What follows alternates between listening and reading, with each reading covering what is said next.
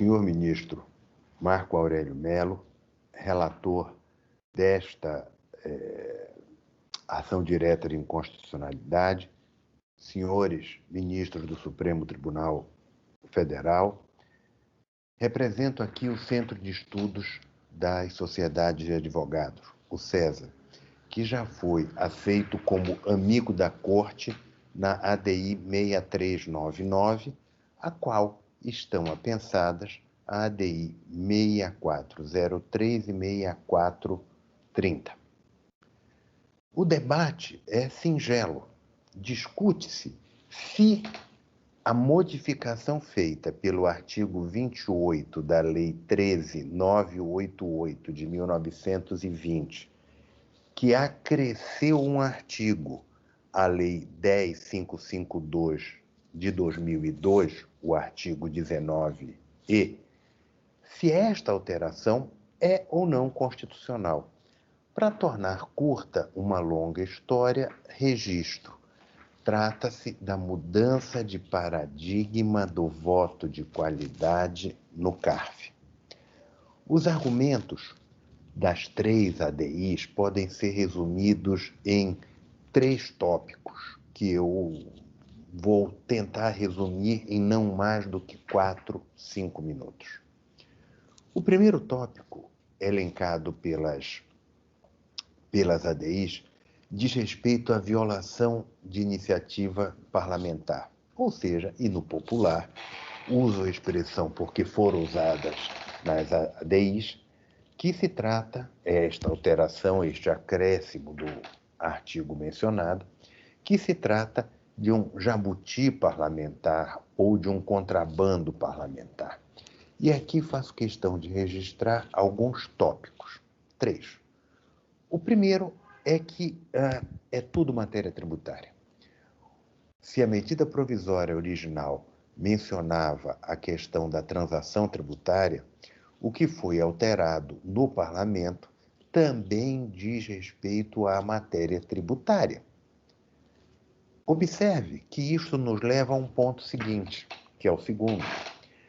Observando uma recentíssima emenda constitucional que foi aprovada, a emenda 109, que trata de uma renovação de orçamento de guerra e etc., vai se verificar que não constava na PEC original o artigo 2º, que foi aprovado quando transformado em emenda constitucional, e foi aprovado dentro do parlamento. O que diz o artigo 2º? É mais um calote no sistema de precatórios de estados e municípios. Ou seja, a matéria original era estado de emergência por 1 ano e o Congresso entrou com outro argumento no meio do trâmite legislativo referente a esta calote de precatórios por mais 5 anos à frente. Está no artigo 2º da Emenda Constitucional 109. Se pode dizer que este artigo é inconstitucional? Porque é um jabuti, foi acrescido no meio do trâmite legislativo? Obviamente que não. Se pode até discorrer de que isto é matéria que postergou a dificuldade de estados e municípios dentro deste contexto, embora não tivesse dentro da situação como um todo. Volto. Portanto, a matéria discutida na medida provisória e na emenda parlamentar que introduziu o artigo 19e, tudo trata de direito tributário. Não for assim, o que é que vai acontecer? As discussões vão aumentar enormemente e a autonomia do poder legislativo nos diferentes níveis federativos vai ser fortemente reduzida. Portanto, o que se propõe com as ADIs é um reforço do poder executivo e não um aumento da democracia e da valorização das normas de acordo com o que está no legislativo, o que foi aprovado no Congresso. Observe-se, e aqui vou ao terceiro ponto,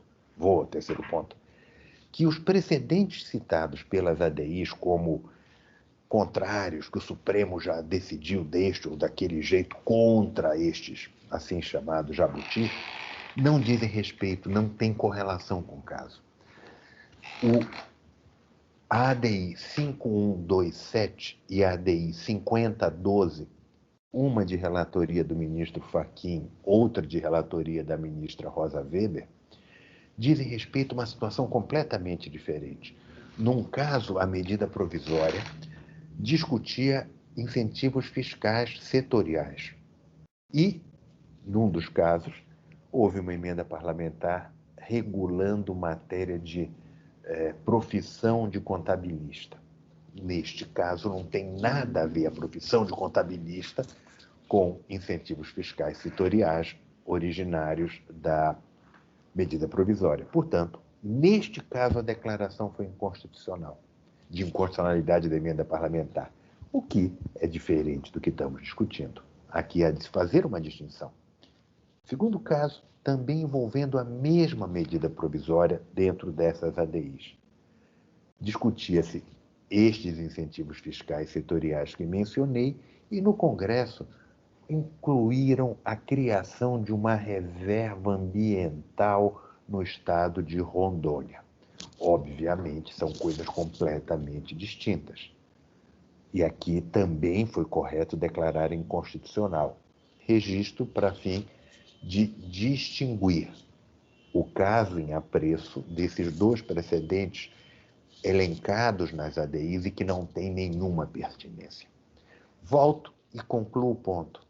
Neste caso, se trata de matéria tributária na origem da medida provisória e na emenda parlamentar, privilegiando, e aqui é importante, o princípio da autonomia do Congresso dentro do mesmo tema. Segundo grande tema elencado nas 3 ADIs que estamos discutindo, diz respeito à violação da reserva de lei complementar. Neste caso, a argumentação é que se trata de uma isenção, de uma renúncia fiscal, e que, portanto, isso violaria a reserva de lei complementar para as isenções, que está no artigo 146 da Constituição, e também a falta de impacto orçamentário, que está no artigo 113 do ADCT. O argumento é tão absurdo da ADI que levantou essa questão, porque nós não estamos falando de renúncia fiscal, não estamos falando de isenção, não estamos falando de coisa nenhuma. Tem nada a ver isto. Portanto, não vamos gastar o nosso tempo tratando deste assunto. Terceiro grande tema. Precedentes arrolados pela ADI do Ministério Público Federal acerca da lei da ficha limpa. Esse é um caso extremamente interessante que merece redobrada atenção. Por quê? Porque se aponta a decisão no recurso extraordinário, onde o ministro presidente Peluso se negou a proferir o voto de qualidade. Todavia, nos embargos de declaração, que foram deliberados cerca de 30 dias depois, o ministro Peluso usou o voto de qualidade, pediu permissão ao plenário para usar o voto de qualidade, o plenário disse à unanimidade que o voto de qualidade era constitucional. Então, aqui também não deve ser interpretado de maneira contrária à legalidade da norma, e sim a favor da legalidade da mudança normativa. Por fim, e já chegando ao final, o que é que nós temos em discussão, senhores ministros, colegas que eventualmente acessem esse meio virtual e nos vejam? O que se tem aqui é uma valorização do princípio da presunção de inocência, porque se aponta para o indúbio pro réu. Até antes desta norma, no âmbito do processo administrativo tributário, o que se tinha era um indúbio pro Estado.